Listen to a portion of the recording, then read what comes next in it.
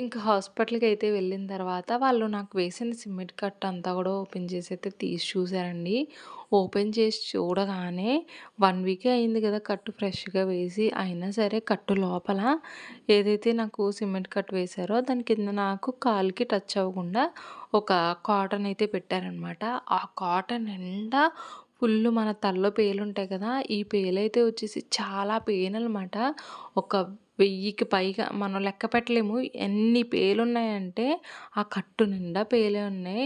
దేవుడి దయ వల్ల ఆ పేలేవి కూడా నాకు ఈ దెబ్బ ఏదైతే ఉందో, ఈ డ్రెస్సింగ్ అదంతా ఏదైతే దెబ్బ మీద చేశారో దానిలోకైతే వెళ్ళలేదు గానీ, మొత్తం ఆ కాటన్ మొత్తం ఫుల్లు పేలున్నాయనమాట. హాస్పిటల్‌లో డాక్టర్స్, నర్సులు వీళ్ళందరూ చూసి ఫుల్లు షాకయిపోయారు. మేమైతే అలా ఉండిపోయామనమాట.